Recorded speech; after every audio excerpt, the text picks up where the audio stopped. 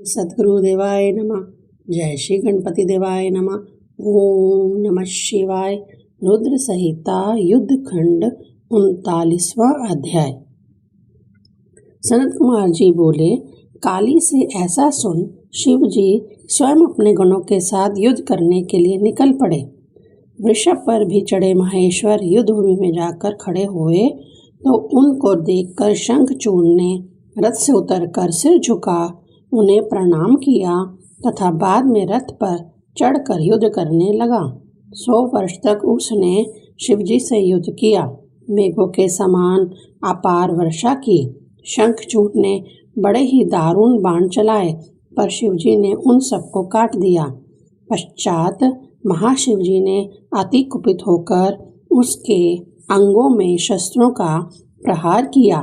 तब दानव ने महाकुपित हो शिवजी पर चक्र का प्रहार किया। शिव ने अपनी गदा व अपनी मुष्टिका मारकर चूर्ण कर दिया। तब उसने अपनी गदा चलाई, शिवजी ने उसे भी तोड़ दिया। इस प्रकार वह विभिन्न अस्त्रों से लड़ता रहा तथा शिवजी ने भी उसके सभी अस्त्रों को काट दिया। इतने में ही महाकाली वहां पर फिर आ पहुंची तथा अपना मुख फैलाकर बहुत से राक्षसों का भक्षण करने लगी। वीरभद्र तथा नंदीश्वर ने बहुत से दैत्यों का नाश किया। बचे बचाए बहुत से वीर भाग गए। 40वां अध्याय। सनत कुमार जी बोले, जब अपनी सेना का इस प्रकार संहार हो रहा था तो दानव को बड़ा क्रोध आया।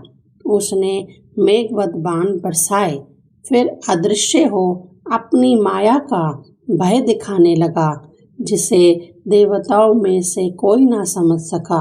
पर भगवान शिव कुछ भी ध्यान न देकर उस पर दिव्य प्रहार करने लगे।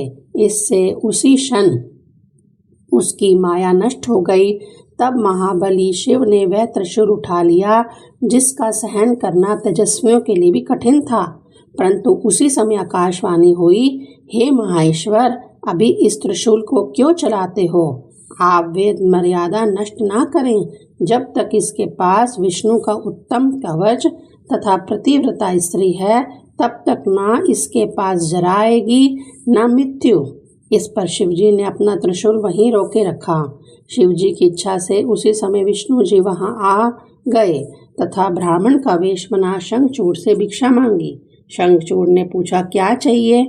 इस पर उस वृद्ध ने कहा, मैं इस प्रकार नहीं मांगूंगा, पहले आप प्रतिज्ञा कीजिए। शंखचूड़ ने प्रतिज्ञा की। ब्राह्मण ने कहा, मैं आपका कवच चाहता हूँ।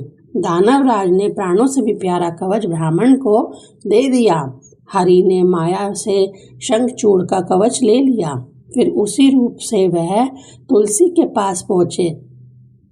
माया विशारद भगवान ने देवताओं का कार्य सिद्ध करने के लिए उसके साथ शक्ति से विहार किया।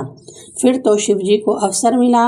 उन्होंने विजय नामक एक प्रज्वलित शूल उठाकर शंखचूड़ पर चला दिया, जिससे उसका संहार हो गया।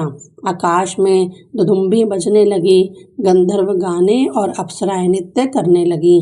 शिवजी के ऊपर फूलों की वर्षा हुई और मुनिगण शिवजी की प्रशंसा करने लगे। राजा शंखचूड़ भी शाप से मुक्त हो अपने पूर्व रूप को प्राप्त हुआ। उसकी हड्डियों से एक प्रकार की शंख जाति पैदा हुई, जिसका जल शिवजी को छोड़ सभी पर चढ़ाना ग्राह्य है। विशेषतः विष्णु तथा लक्ष्मी को तो शंख का जल बहुत प्रिय है। इसके बाद शिवजी स्कंद सहित अपने लोक को चले गए। शंकर जी का यह चरित्र सब दुखों को हरने वाला, लक्ष्मी देने वाला और सब कामनाओं को पूर्ण करने वाला है। 41वां अध्याय।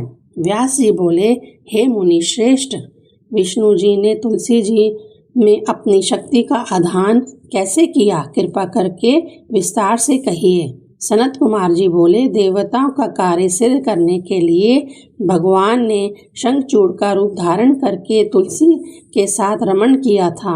इस कार्य में परम पिता शंकर तथा माता पार्वती की आज्ञा का पालन करना भी उनका ध्येय था। आकाशवाणी की आज्ञा से प्रेरित हो विष्णु ने शंखचूड़ का कवच हरण किया तथा ब्राह्मण का रूप त्याग तथा शंखचूड़ का रूप धारण कर वह शीघ्र तुलसी के पास जा पहुँचे। अपने स्वामी को आया देख तुलसी अत्यधिक प्रसन्न हुई और पति के चरणों को धोकर प्रणाम कर रोने लगी। कृतज्ञता ज्ञापन करती हुई कटाक्ष सहित युद्ध का समाचार पूछने लगी। विष्णु ने हंसकर अमृत सदृश वचनों में युद्ध का विवरण बताया तथा कहा कि ब्रह्मा जी ने हम में और शंकर में संधि करा दी है, इसीलिए मैं घर चला आया हूँ। तथा ऐसा कह विष्णु ने शयन कर उसके साथ विहार भी किया। उनके इस प्रकार के रमण को देखकर तुलसी को भ्रम हुआ और वह तर्क करने लगी। उसने विष्णु से पूछा, सत्य बता, तू कौन है? मेरा इस सतीत्व धर्म क्यों दूर किया तथा इस प्रकार कपट से क्यों भोगा? तुलसी के शाप के भय से विष्णु ने अपनी सुंदर मूर्ति बना ली, परंतु तुलसी ने वह रूप देख चिन्हों से उनको विष्णु जाना और अपना पतिव्रत भंग हुआ जान क्रोध किया।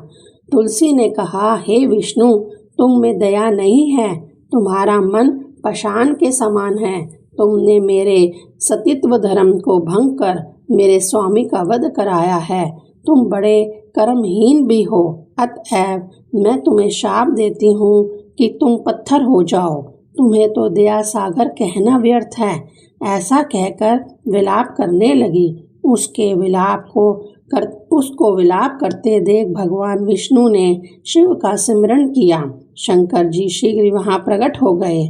उन्होंने उस शोकाकुल दुखिया को जगत की नश्वरता समझाते हुए उसकी तपस्या का फल दिया और कहा, यह शरीर त्याग कर तुम दिव्य देह धारण कर हरि के साथ विहार करो। साथ ही तुम्हारा यह रूप छूटने पर भारत में गंडकी नदी होगी और देव पूजन के साधन से कुछ काल में तुम मेरे वर से प्रधान तथा तुलसी नाम से विख्यात होगी और स्वर्ग, पृथ्वी तथा पाताल में तुम सर्वदा हरि की समीपता पाओगी तथा बैकुंठ में हरि के साथ क्रीड़ा करती रहोगी और सभी वृक्षों में तुम्हारा स्थान श्रेष्ठ होगा। तुमने जो हरि को शाप दिया है उसके प्रभाव से तुम गंडकी के तट पर ये हरि पाषाण रूप से स्थित रहेंगे तथा वहाँ पैने दांतों वाले कीड़े, करोड़ों कीड़े उस शिला को छेद कर उसमें चक्र बना देंगे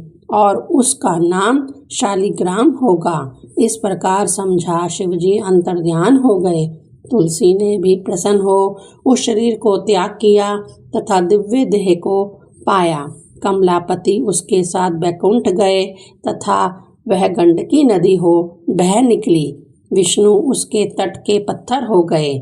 उस पत्थर में अनेक कीड़े अनेक प्रकार के छिद्र कर देते हैं तथा जो जल पत्थर में गिरता है वह बड़ा ही पुण्यदायक होता है। विष्णु जी के महात्म्य सहित यह आख्यान बड़ा ही भक्ति तथा मुक्तिदायक है। ओम नमः शिवाय।